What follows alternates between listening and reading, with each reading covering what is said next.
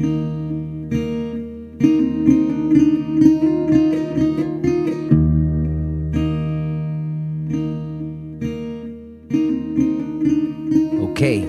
we're back.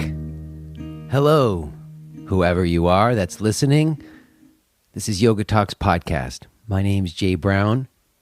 Welcome to anybody new. Thanks to anybody returning.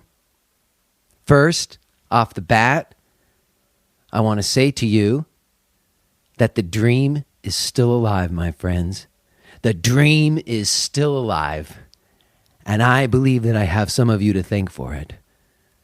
I believe that your thoughts and prayers absolutely contributed. I believe it. If you're not sure what I'm talking about, you would have had to have been listening last week. I had this thing that I was hoping was going to happen, and there was this chance it wasn't going to happen, and I asked everybody to say a prayer for me, and you know what? It's still happening. It's not done. It's not done yet. It's not done, but the major, most difficult hurdle that we needed to get over last week, we got over. And I hesitate to tell you still because I don't want to jinx it still, but at this point, there's very little that could stop it. And I feel like because your thoughts and prayers helped get us over that hurdle, maybe I can ask for just a little bit more to bring us to the finish line, and it's only fair that you should know what the story is. And I have to tell you, this is an incredible turn of events. I've been in shock about it in a way for the last week and a half since it materialized. And it's just totally a sign that things are still possible, my friends. Things are still possible. So what am I talking about? Okay, if you were listening to the podcast not so long ago, maybe just a month ago, I think, can't really remember, but I was talking about trying to get a mortgage loan, if you remember, and I couldn't get the mortgage because I didn't qualify. Talked about the limitations of the yoga teacher profession. You can go back and listen to that episode. I'm not even sure which one it is right now. You're just going to have to go back and find it. But the reason why I was trying to get that mortgage is that my wife, Audrey, and me happened upon this house in a neighborhood down the street from a school that just felt like right. Like we were just dating around and looking at different places that we thought might be possible for us. And I found this one town. It's called Easton, Pennsylvania. I think I've mentioned it before. And I just liked the flavor of it. I liked the feeling of it. And so one day we were going to drive around and Audrey said, well, let's look at some houses. And so we did. And then we found this one. And when we saw it, we had that feeling, that feeling inside yourself where you just intuitively think, this is like a right place for us. We could be happy here. And that's what prompted me to try to get that mortgage loan, which I didn't qualify for. And if you remember, there was this one loan officer who made me feel hopeful, who made me feel it was possible. But then the underwriter at the bank, dashed those hopes. And at the time, I downplayed it, but frankly, it was pretty crushing. Because we really wanted that place. Like we felt like that was a place for us, and then like it wasn't possible for us to have it. So it felt shitty. But we regrouped and we decided that we still liked the area, so we were going to just find a rental. So, I don't know, maybe 2 weeks ago, a little bit less than 2 weeks ago, I'm on Zillow and I'm searching around for rentals, and that house that we tried to buy pops up in the sidebar. It's still for sale, and the price has been slightly reduced. So I clicked on it, sort of, with a little bit of sadness in my heart.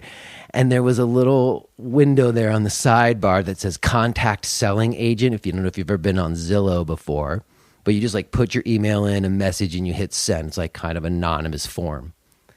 So on a whim, not even really thinking about it, I just type in a message that says, my wife and I tried to buy this house last month. We weren't able to qualify for the mortgage because we're self-employed and couldn't show enough net on our tax returns. We're looking for rentals in the area, and we just loved this house. If the owners had any interest in leasing or renting, please let us know. We'd be very interested. Click. And I forgot about it. So maybe a couple hours later, I got a call from the selling agent. His name is Glenn Tabor. And I don't think Glenn's going to listen to this, but if he should ever listen to this, Glenn, my man. So Glenn calls me and he has this like conversation with me, and he's just sort of inquiring about my situation. And he's a self-employed guy, and he got it. He understood what my situation was, and we sort of connected on a personal level.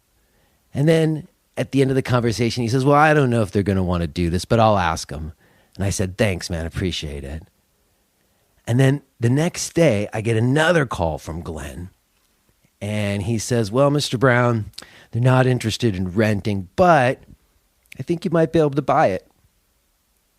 And I say, what? Can you say that again? He says, well, you see, they own the property outright.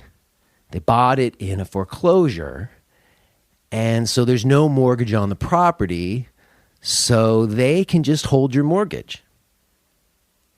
I'm like, what? I'm totally confused. Like, I've never heard of this before. I don't know if you know what this is, but apparently it used to happen in the past, like in the 70s and the 80s a lot, but it doesn't happen anymore, where if you own a property outright and there's no mortgage on it, like you can give someone else a mortgage. You can finance the house for a buyer.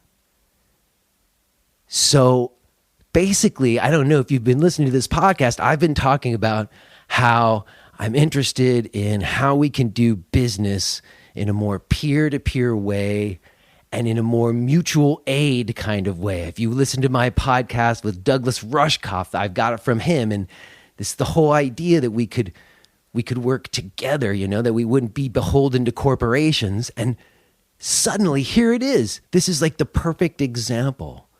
This is basically no bank, get rid of the bank, just me and the person who owns the house making a deal where, they're pretty shrewd. They own other properties. So there is a little bit of a catch. It's a shorter term loan. It's a higher interest rate. They're going to actually make higher interest on this investment than they would on other kinds of investments. So instead of getting all of their money at once from a big bank, they're agreeing to get their money over 5 years and help me and my family have a chance at the life that we want to have. It's freaking cool. It's really a cool thing, you guys. And it happened like out of nowhere. Like it's like a Hail Mary pass, you know what I mean? We were dead in the water. It was done. And then like all of a sudden now it's kind of happening. So I signed a contract yesterday, and we got the inspectors coming this week, and we're supposed to close in the next 2 weeks on this place that we feel like our future is. So it's pretty amazing, And I'm hoping like right now I'm not totally jinxing it by telling you, but like I said, I think that you guys helped. I mean, I'm not prone to magical thinking and stuff, but like the coincidence of this is just a little bit too crazy, given everything that I've been talking about. And I just feel like this is what we're going to need in this country if we're going to turn around some of the shit that's going on. We're going to need us to be willing to do things like this more often, where they're still getting a good deal, but they're also helping us out, and the bank's not involved. So thank you so much, you guys, for those emails, for any of your good wishes and prayers. I'm pretty excited about this. Like I said, it's not done yet. It's not closed. So I need you to kind of give me like just a little bit more. I just need like a little bit more to get me to the finish line. And then I promise that I will be so dedicated. We talk about a lot of different stuff on this podcast with a lot of different teachers. We talk about things that it says in different texts and how if you do your practice diligently and you stay true, then like things happen the way that they need to happen and the ways that's right. And I don't know, it's nice to think that that's true. And it's shaping up to be true for me. So that's pretty amazing. And I'm super grateful. So thank you, everybody. Let's keep it going. I'll let you know. And really, you guys, just thank you so much for the love and support. It means a lot. And it's not a bad lead-in to today's podcast with my friend Zack Kurland, because Zack and we go way back. I mentioned last week, and he took a different turn at a much earlier time in our trajectories, and we didn't really get a chance to talk about it at that time. And then we got a chance to talk about it 10 years later, and you're going to get to hear it today. And Zack, he knows a thing or two about the yoga world and the yoga industry, my friends. He does. He was on the inside, and so you'll hear. Before we listen to my talk with Zack, let me just plug my stuff. I got gigs. I'm going to be in West Hartford, Connecticut, April 30th. I'm going to be at the Feathered Pipe Ranch, June 17th through the 24th. That's in Montana. You can find those events. You can listen back to some of those podcasts and maybe get more of the backstory if you didn't know it before today on some of the things I was talking about. You can check out my blog and my online video offerings at jbrownyoga.com. Maybe you would show some support for the podcast. Go to iTunes and subscribe and write a review. I'm usually asking you guys to send me emails because that's my favorite way to communicate with you. And please, if you're inspired by the podcast or you got something you want to say, do send me an email. I love it when you guys do that. But the iTunes reviews does a thing for the podcast in the searches, which is very helpful. And if you've never done that, maybe you would take a brief moment to do that and subscribe and write a review on iTunes. You could also go to a blog or podcast page and make a direct donation, which is really the most generous way to show support to the podcast. And I am immensely grateful to everyone who is doing that. So thank you much, everyone. You can go to any blog or podcast page and make a direct donation. I will hit you guys up on the other side with who's coming on next week and maybe a couple other things, but I think the time has come. So let's just settle in and hang out with my very good and dear friend, Zack Kurland.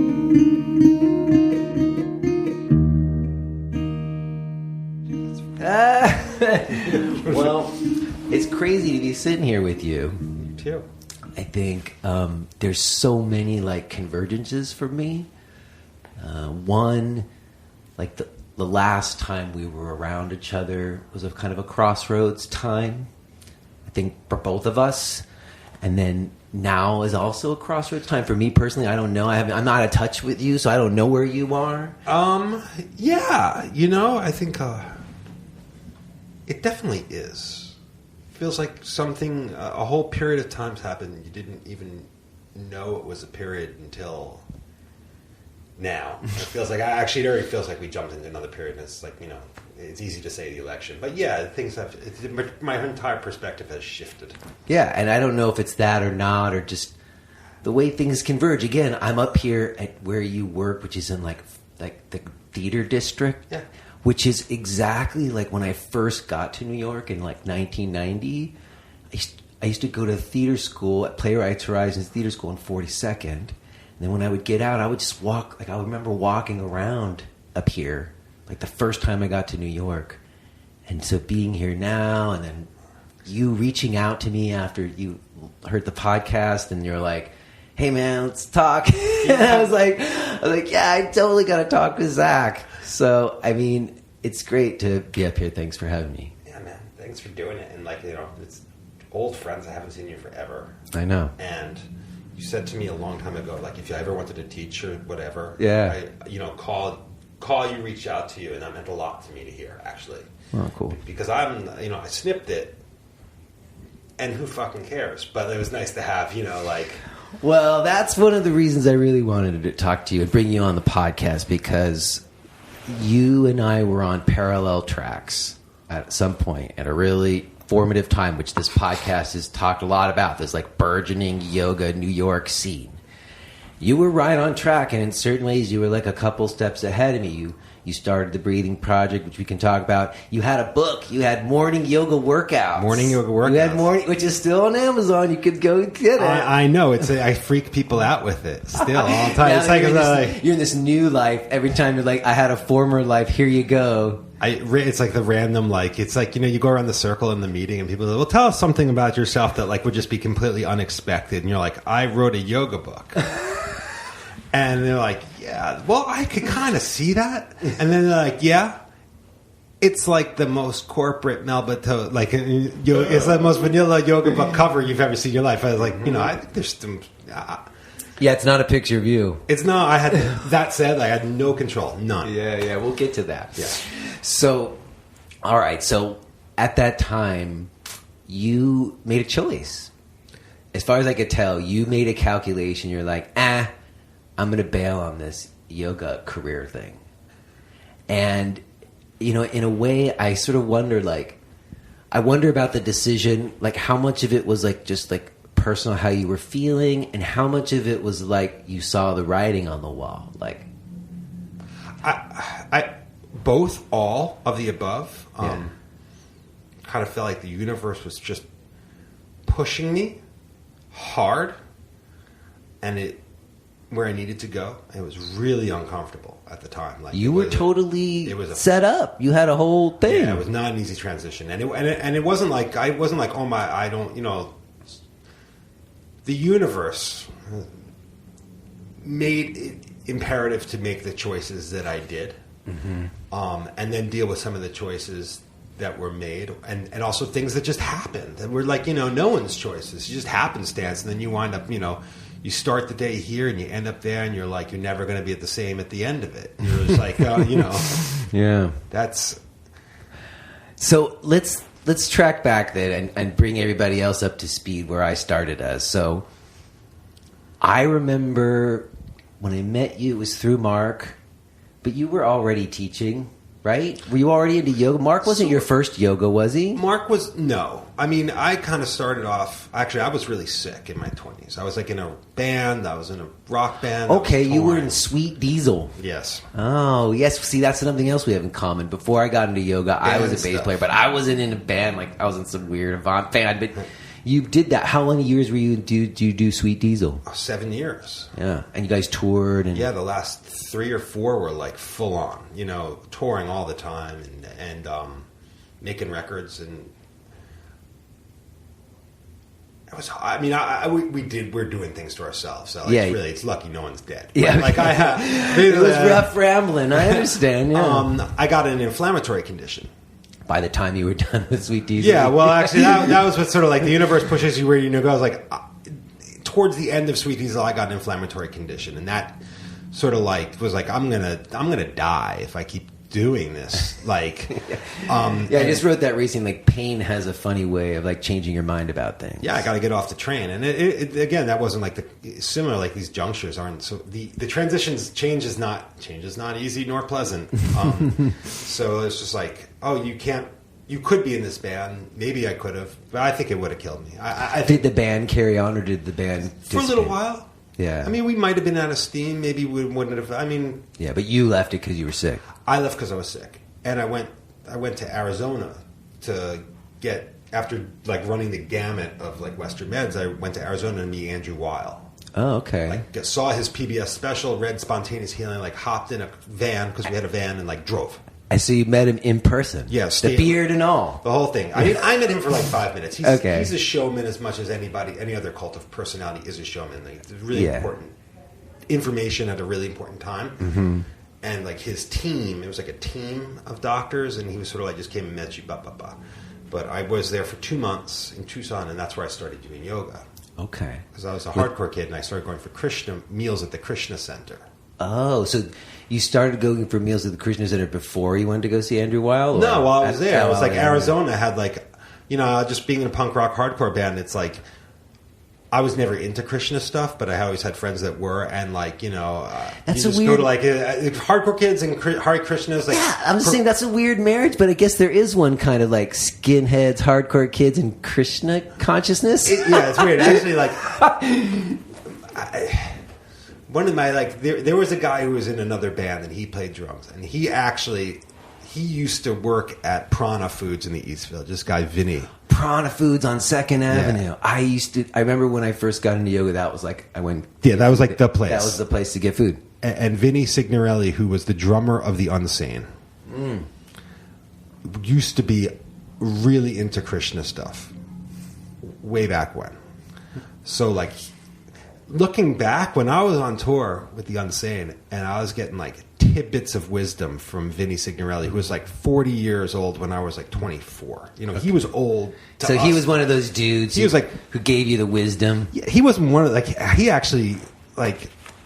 It's funny in books like Cro-Mag's books, like you reading like all this like hardcore, sort of revival stuff. Every one of those guys is like, yeah, Vinny Signorelli at Prada Foods was like what turned me on to like, Mm-hmm. I'm sure there's somebody listening nodding their head right now. I knew that guy. Yeah. So I think like New York's first guru is Vinny Signorelli. Like, people don't know how they do. All right. So you're doing the hardcore thing. You get sick. You go to Andrew Weil's place. He gives you some ideas about how it's possible to heal without the meds. Well, it was like more time was like with and without. Like, okay.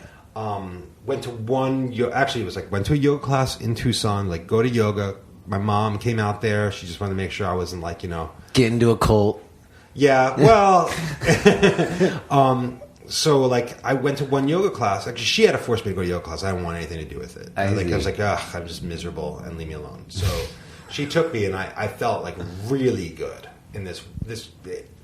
I hadn't felt good in months. Yeah. Like when you feel like shit and then you do something and you feel a little better, like, what the hell is that? It was like there was like a good 3-hour window after the yoga class. I mean, during some interesting stuff happened. Like I distinctly remember having deep feelings and experiences during this initial yoga class, and then like childhood memory kind of stuff, just like wow, and then like feeling really good for like 3 hours after. Yeah. And it, like that was it. You're like, I'm hooked. Totally hooked. Bring it on. Yeah, and then I was like, full on with a total abandon. Okay, so do you come back to New York? Are you in New York? Come back to New York. Quit the band. Get into yoga. Start going actually Jivamukti when it was on 2nd Avenue. 2nd Avenue. Do you remember what year that was? 97. Okay. 96, 97. I just kind of bailed on it. Right around there, 96 is sort of when I started to stop going there. Yeah. So we just missed each other. We just passed each other at Jiva. Okay, so you went to Jiva in 97. Which is like an easy transition for a kid coming out of the rock and roll scene. I mean, it's like CBGB's is not that different than Jivamukti in 1997. That's true. And, also I was just talking to a guy named Peter Blackaby, and we were just saying, at both of us at that age, it was like a discipline thing. Like, kind of needed to like get in charge of yourself. Right.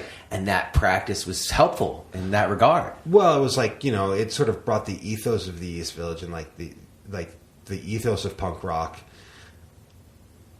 into this place that was like, steaming hot. Everyone was mostly naked, covered in tattoos. It was cool. Stunk of incense. It was beautiful. I mean, and everyone was beautiful. When you went there, it had like that vibe. Yeah, it had like, this place is awesome. Yeah, totally. It had special sauce. Like, it had special It did, sauce. definitely. Like, they didn't get to where they were because they didn't have... Like, I don't know. I haven't checked out what those two are doing in years and years. But like, you know, you could say what you want along the way, but that moment there was like something going on there. And we've had a lot of people on the podcast who were there then too, and everybody agrees that the special sauce was totally there. Yeah. I think as time went on, the formula got changed, and the sauce got adjusted, and somewhere along the way it changed. It changed, yeah, and everything. Then it sucks. I mean, as well. I'm not 26 years old anymore either. So doing yoga at Jivamukti, so like it's like that was lovely. It was a great time actually. Oh yeah. And so when did you start to shift? I mean, I know I sort of shifted away from that practice, and at some point you did too. I also remember you like were working out of Om. That happens later though. It happens later, yeah. I mean, so where do you go from Jivamukti? Jivamukti for a long time, and then it moved, and it wasn't the same. Oh, at Lafayette. And then I started. My initial inclination is go harder, go deeper, Ashtanga. Spend some time with Eddie. Love that guy. Hardcore, New York hardcore. Totally, love him to death, and we had a connection, and but I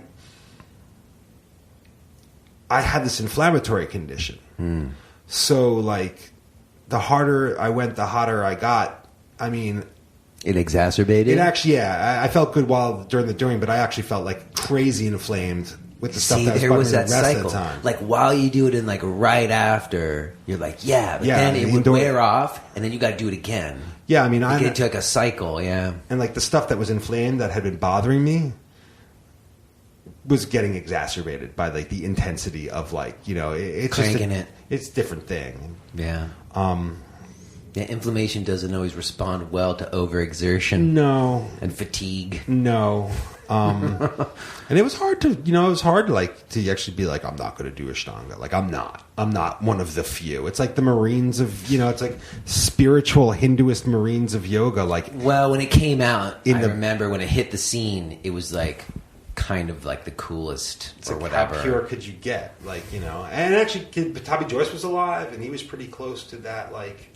He was like, you felt like, also these old gurus were alive, so they were still there. That period of time, they were still there, and you could get pretty close to them, and that was interesting and intriguing. And I actually, not long after that Ashtanga thing, that's when I found Mark. Okay, so Ashtanga starts to not do it for you anymore. Probably did it for you some at the beginning. Oh, it's great. Yeah. It's fun. You get there at 6 in the morning. It is like a cult. That's true. Every day except moon days. And then, so how did you find Mark? How did you end up meeting him? Hanging out with yoga people, for actually Jivamukti people that I was hanging out with at the time, and everyone's going to dinner every night and just hanging around with a bunch of freaks Bhagavan Das and going to this thing and that thing, and a bunch of hippies dancing around the yoga centers after the sun goes down. And Mark showed up at one of these things, some Uber hippie, and you mean the precursor to the yoga dance party things? Yeah, it was you'd be at some yoga center, and there'd be some. Sometimes after the last class, they just put the music on. The music on, and a bunch of bunch of people would show up or whatever, and that. So you met him at a more social event, not at a workshop. No, at a more social thing, which is kind of over. Or maybe I went to an apartment. First time I did yoga with him was at an apartment. We did a private. You did a private with him. That was your first practice, that was after you'd met him at one of these. I think so. I mean, Mark is kind of getting jumbled in my head with Bhagavan Das, which really isn't fair to either of them. So, maybe I was at a party with Bhagavan Das, and then I went and saw Mark at an apartment. So, do you remember what it was about the conversation? Because it must have been a conversation that you had with him that made you want to have a practice with him. Yeah. It was a half-day thing. Yeah. It was a half-day affair. We hung out, and, it wasn't just here's a couple of yoga poses and go. It was a long discussion, and then then do some practice together, and the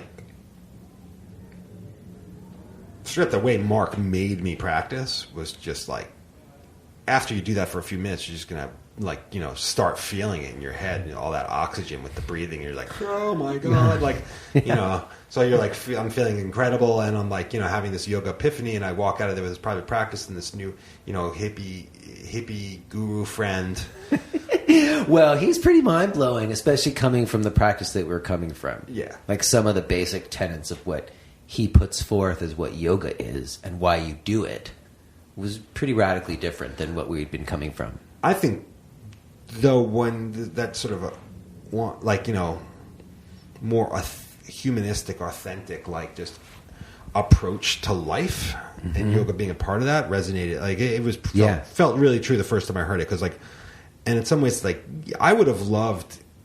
And I was also sick still, dealing with this inflammatory condition. So it's like any kind of ism that I was trying, or school of thought, like it would have been nice if any one of them would have worked, from like macrobiotics to Ashtanga, in long run, I think I'm better off that none of them worked in a singular sense, and that I had to have a more open-minded just approach. So there wasn't one answer.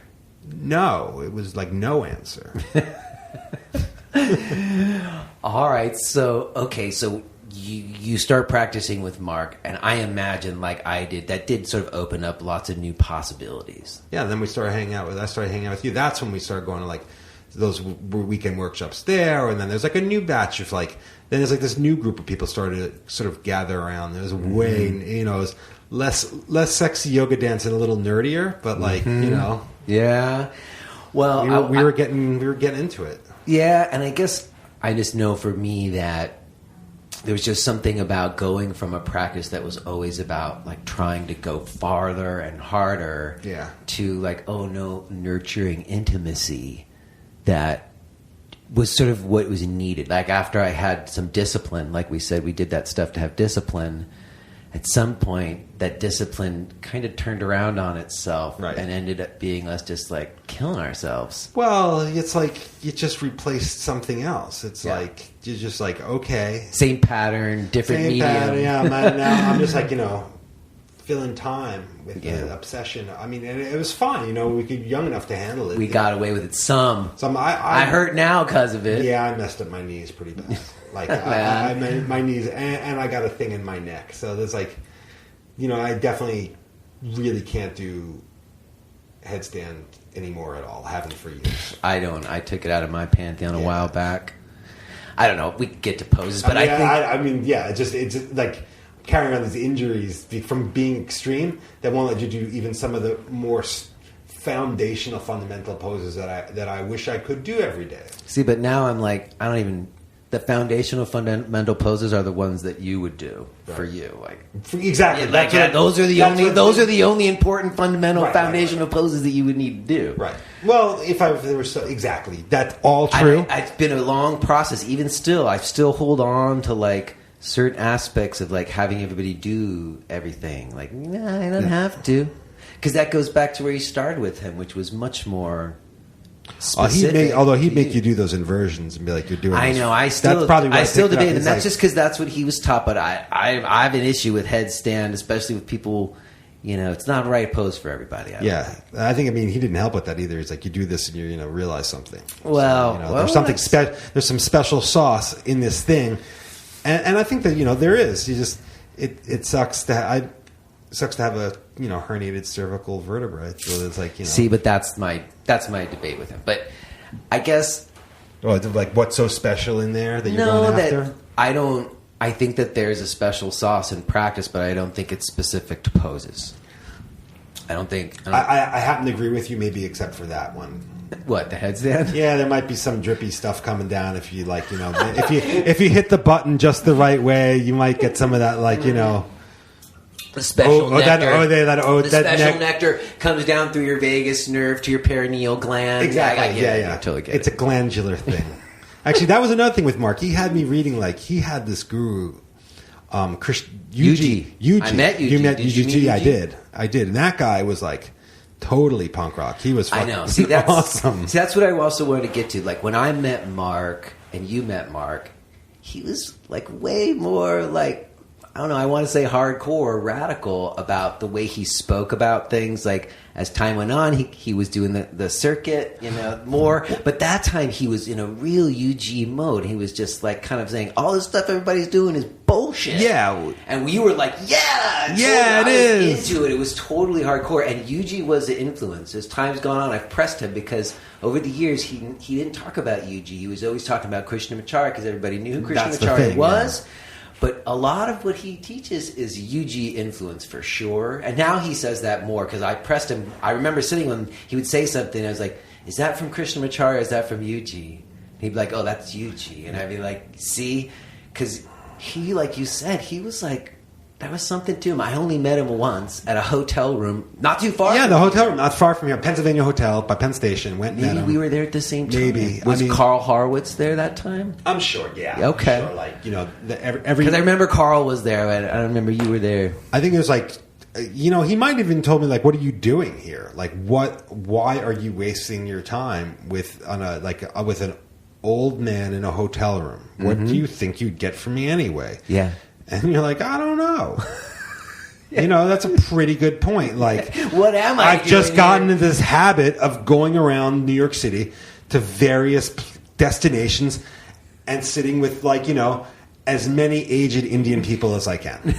That's my jam. That's my deal. Like, it's just like almost ridiculous when you say that. Like, But he was like, yeah, get over it. Like, you'd be better off doing anything else than hanging out with me.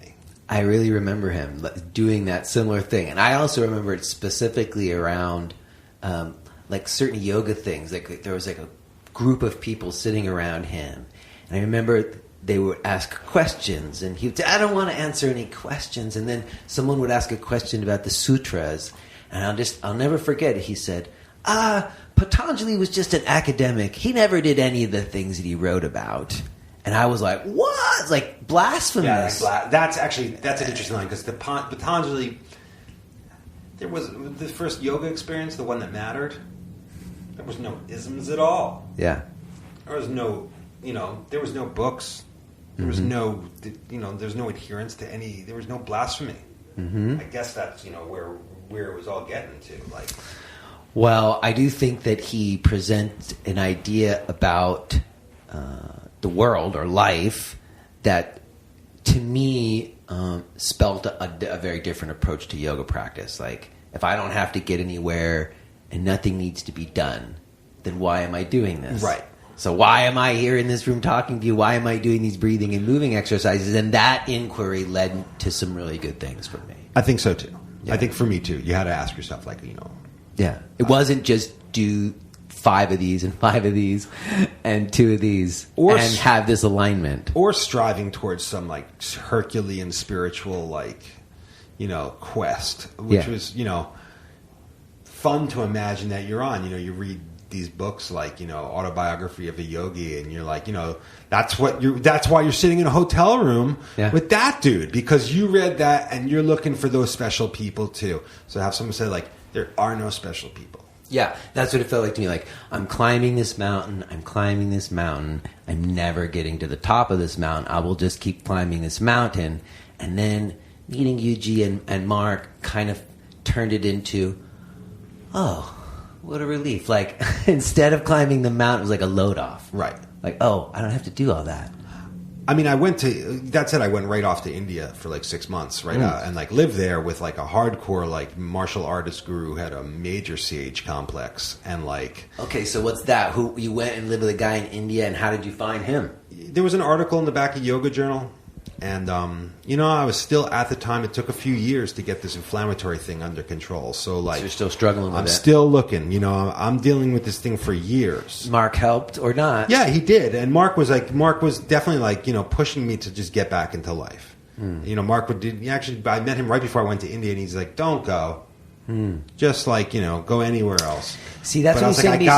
Stop doing all this meditating and go get a girlfriend. Right, go meet a girl. Yeah. I mean, but I was like, I gotta go. And I think I had to go to India. I had to see it. I mean, it was such a big deal in my life at the time. I did it too. Yeah. I had to go. It was like a rite of passage after so many years, submersing yourself in yoga. You're you gotta go. And I think that was a really good idea because honestly. and staying for a while, and staying in one place for a while. So I read about this teacher. He was an Ayurvedic healer in the south, in the jungle, in Kerala, written like he's in the jungle. It was actually in Trivandrum, which is not so jungly, but only using natural herbs, and he's a martial artist from this obscure South Indian martial art, ancient martial art, and I went and I stayed, and he was like, real alpha guru, like almost like gangster. Like he was a thug and had been, like, because like he'd been in the military, and I think that sometimes the martial artist would work for local gangsters or become them themselves. Themselves. He wielded his teaching with a mighty hand. Oh yeah, it wasn't. They were not. He was not a pacifist. Like I think of him sometimes. I'm like, he would love this group of characters who just took over this country. Those are exactly the kind of people he would be like, oh yeah, sign me up. But he was this martial artist. And so, how was that experience? Did it help you? Did it not? Yeah, it was great. It was great. I stayed for 6 months and sunk my teeth into some craziness that I would have never had access to, like going into the jungle and cooking herbs all night, and getting Ayurvedic, actually Kalari Payat Ayurvedic massage every day for 2 months. So it was like I was there every day I was like there, like, fix me up. Yeah. And like my body changed a lot. Like you could feel the difference. And also I was really bored, because India is really boring, especially if you stay in one place every day. There's like, you wake up, you do some yoga, maybe meditate, have breakfast, drink some tea. It's hot as hell. Yeah. Maybe you can walk to the internet cafe. You maybe can walk back and then like sit, read a book pass another 5 hours. And then, like, there might be a puja. It's like there's time happens completely different. You can read a lot. You can get deep into things, especially if you stand still. So, like, I started doing this martial art, like, a lot. And going to, like, local temples and just bugging out, and like, a 12-foot Hanuman that had been covered in like butter every day from my head to toe for like, 1,000 years. And you're like, for 1,000 years, these people come here and they cover this stone monkey in butter. And it's a full-time gig. And it has been like, that's really important. And you practiced there and took it in. But there's a feel, again, India itself just had, I learned a lot from my trip to India about yoga, not from practicing, but just from being there and removing myself from American culture. Totally. Because I had never really left America before. I never even thought of myself as American. But there, I was American. Oh, yeah, there was like no way around it. You're the American kid. And actually, like, my teacher was also like, at the time, it's like, I guess I was worth probably around $1,000 to him, per month, which at the time, probably now, like, that's a lot of money for, you could float, you're basically floating the whole boat for whatever's going on at that place, at that time. So he's like, I would really want you to stay and study deeply with me. And, you get into that guru thing with the money, and it's all part of it. Interesting. So eventually, though, you got to come back at some point. Yeah. You got to re-enter back into your life. And so you come back and you start teaching, or? Yeah, I actually got together with Nina, and then I did internet. I was producing websites and stuff for work. Like, that was my gig. So that's what you did? That's what I did for work. I like made websites. And that was early days of internet, too. Early days. Like, I went from band, actually, when I was in the band, I started working at a music website. And then I quit the band and I just started working more at the website, and then full on, and it's been a big part of my life. Really, for a long time, with a small yoga break in the middle. So, doing websites, came home from India, started doing websites again. It's like 2000-ish, 2001. Met my wife now, Nina. She's like, this guy, she was getting her doctorate to be a psychologist. She's like, this guy's great. He does websites. He takes me out to dinner. Really? He's into yoga. But he's into it. And then, like, somewhere along, like, within like 6 months into the relationship, like, I'm quitting doing websites and I'm going to be a full-time yoga teacher, which is just like, she stayed with you. I thought that was like the worst idea ever. Yeah. Like, she's like, well, but you see, I made that same thing. That's what I was talking about. The crossroads back then is right then. Now we've arrived right at where I started with you. The crossroads then was, I could see, it was like, okay, I'm either going to keep doing this yoga thing, which is a totally uncertain, like there was nothing to it. It didn't even really exist. It just like there wasn't even as much of what we think of as a yoga teacher profession like there is now. It was such an amorphous. There were like a few examples, like these teachers who'd come before us. There was the 60s crew, and then there was the Jiva crew, and then we were like, okay, but John Friend had created Anusara, and we're like, look, we could do this, we could do a thing, but it was so this was amorphous. Before that, John, I mean, maybe it's around that time, like that first wave. That's of like, true. Sort of, it was before then. It's sort of like around this time. Your first wave of like yoga entrepreneurs are like building their brands. It's brand building. We had Cindy Lee on the podcast. She talked about how she opened Om, and I think that's kind of a perfect example of what we're talking about. Like that's right when it started. She's probably the best example of it, and she actually, Cindy was really a good friend to me when I needed a friend. Like so, Well, I was going to say that at that moment, I knew, I was like, okay, if I go down this way, it's going to be a certain kind of life. Or I'm going to go buy new clothes and get a real job. It was like there was like a point, and I was like, screw it. I'm going to go all in on the yoga thing. Right. And you did too at that time. I did too. I guess, it just... I wanted to spend all my time thinking about it and doing yoga at that time. And I actually thought, and maybe it's true, I don't know anymore. Maybe there was merit to it. I thought it was important to share, because I got better. Yeah. I started physically getting better. So your inflammation condition improved? Yes. My health improved, and I felt compelled to dedicate some energy into sharing this really important piece of it. I don't think yoga was all of it. I think definitely had a big role to play. Mm-hmm. Falling in love probably had a bigger role to play. Yes. Yep. Life direction has a huge, powerful influence on us, for sure. But somehow it did. And I don't know if we were also. I think a lot of yoga studios at this time, business models started to shift that had to include this really heavy duty yoga teaching component to keep it afloat. Mm-hmm. And I don't know if I was aware of it or where I never even questioned it. It did not occur to me at that juncture that to be passionate about yoga did not require teaching it. It seemed like teaching yoga was just a very natural outcropping. Yeah, it's like part of the path, right? Because the people that you're making effort to go spend time with and listen to and learn from are yoga teachers, and they're older than you, and they've done that. Right. So you start just following in those footsteps. You start seeing those footsteps, and doors start, and then doors started opening for me in that world. So you had gigs. I had access. So you said that Cindy was there for you, and I mentioned that I remember a time where you were doing yoga therapy kind of sessions out of is that right? They had session rooms or something, right? Well, after the breathing project. Oh, so that was after the breathing project. Yeah. What basically is... All right, well, then we got to talk about that first. All right. So, we're kind of there. We're getting there, right?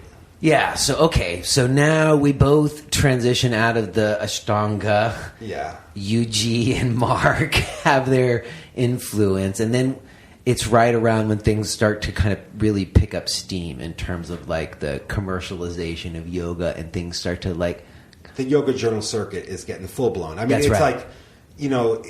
Now it's yoga's passed through the pop lexicon, right? And it's in its brightest moment. It's at that point you go to any class and there was going to be some stars. It was a gilded time. Yeah, I was getting phone calls from random people asking for private lessons. Yeah, private lessons all the time. Half the people are famous. It was weird. It was a real gilded time for it. I remember. And okay, and then when did you meet Leslie? Around the same time I met Mark, actually. Okay, well, because they had a little bit of a connection. Mark mentioned that he stayed with Leslie the first time he came to New York. They studied with Desikachar, and that was the path led there. So it's started discovering who's into Desikachar. Started working out, that Krishnamacharya was his teacher. started working out, read the book, read The Heart of Yoga, was like, that's really interesting, that's Desikachar, okay. Really like, there's another path, actually. There was this Iyengar path that never really resonated with me. It was like too precision-oriented, too stern almost. There was Ashtanga, which was fun, but killing me. And then Desikachar was like, sort of like with healing in mind. Yeah. And with that made a lot. If you are hearing this message, then you're listening to the free version of J. Brown Yoga Talks. To hear the rest of our conversation, please subscribe to Podcast Premium at jbrownyoga.com/premium.